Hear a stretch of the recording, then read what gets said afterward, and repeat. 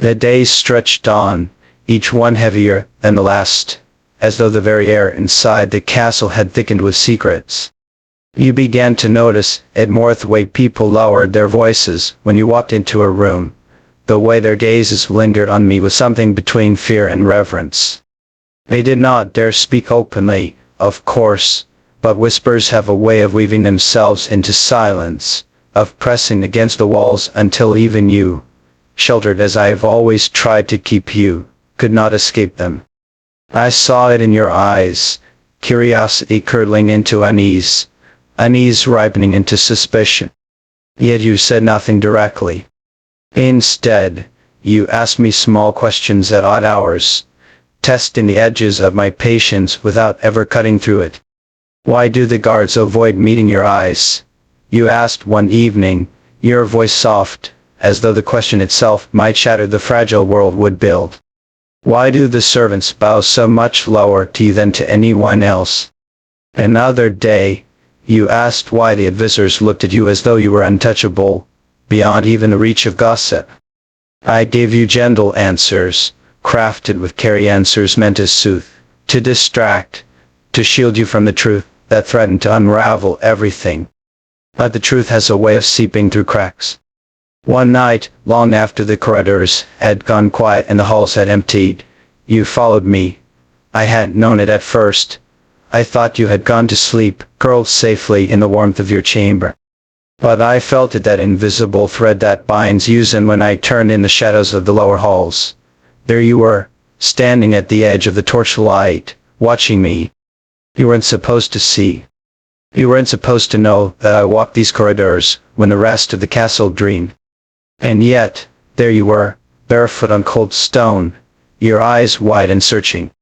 I wanted to send you back, to wrap you in the illusion of peace and safety it worked so hard to build. But you stepped closer, refusing to be dismissed, and in your eyes burned a quiet determination I had never seen before. You asked me where I was going, why I always disappeared when the moon rose high. And in that moment, I saw it clearly. You would not let this go. You would not let me bury the truth forever. So I turned away and told you to stay, to trust me, but you followed anyway. Down the winding stairs, through the stone passages that few dared enter, until at last we reached the place I had prayed you'd never see.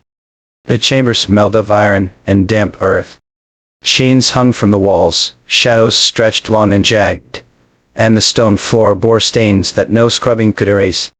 It was where I dealt with those who threatened you, where my rage was given form, where my promises of protection were carved into the flesh of those foolish enough to speak against you. And you stood there, staring into that darkness, your breath trembling in the silence.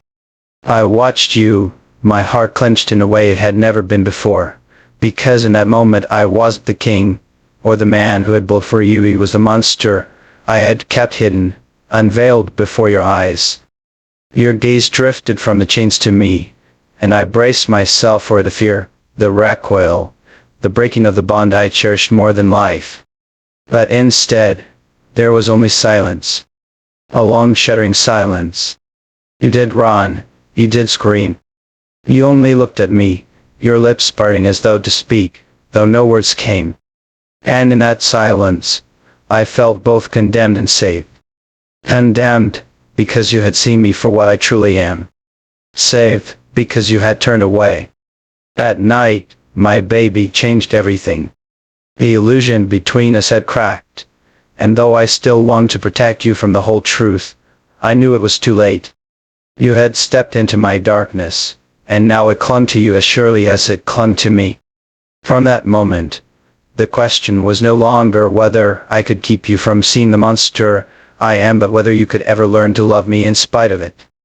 Your silence after that night haunted me more than any blade, more than any threat from kingdoms beyond these walls. You did not confront me immediately, nor did you recoil as I had feared. Instead, you carried the weight of what you'd seen like a hidden stone, silent yet heavy, pressing down on everything between us.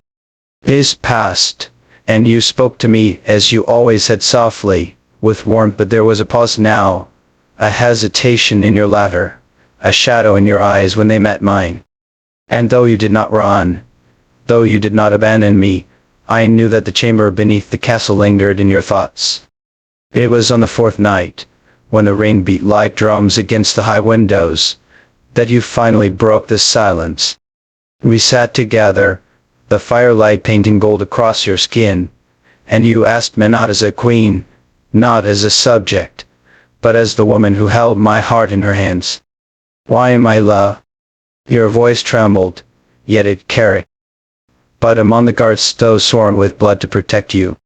One of them dared whisper your name into the ears of my enemies, dared imagine the thought of selling you for coin, as though gold could ever compare to the fire in your smile, the purity of your presence.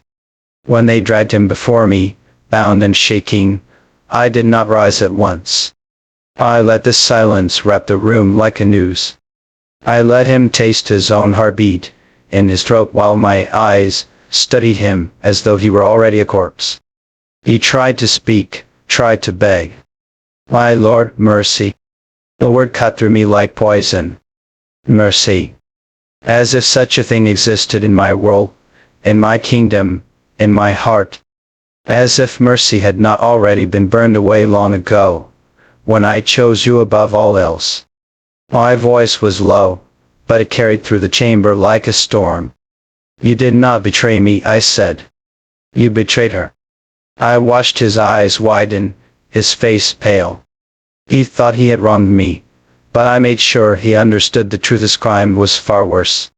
I rose then, and the hall seemed to bow with me. My hand gripped the blade at my side, and for a moment I considered making it quick, ending him in a single strike. But not quickness was too kind. His betrayal deserved a lesson, a warning carved into flesh that others would never forget. I ordered them to hold him down, and I looked into his eyes as I spoke the words that would damn him. For every thought you had of her, for every whisper of her name you dared place in enemy ears, I will take from you piece by piece until nothing remains. You will not die tonight. You will learn what it means to betray what is mine. And when it was done, when the hall echoed with screams and the stone floor was slick with his punishment, I stood untouched, unshaken. The others looked at me with horror, some with awe, but none dared meet my gaze. Let them fear me. Let them whisper about the monster I have become. They may hate me, they may curse my name, but none of that matters, not while you are safe, not while your breath still warms the air of this castle. Afterward, I did not return to my chambers. I went to yours. You were asleep, the soft rhythm of your breathing more soothing than any hymn, more powerful than any prayer. For a moment, I only watched you, my hands still stained with the echoes of blood, my heart still thundering from the violence I unleashed. I thought of what you would say if you knew. Would you recoil? Would your eyes, those eyes that undo me, look at me with fear instead of love? That fear haunts me more than any enemy blade. So I knelt beside you, silent, my hand hovering inches from your cheek, but never touching, afraid to stain you with what I carry. I whispered instead, so low only the night could hear, sleep, my baby. You will never know what it costs me to keep you safe. You will never feel the weight I bear. That burden is mine alone. Yours is only to dream. And I swore, as I watched you stir in your sleep, that I would never allow even the shadow of betrayal to touch you again.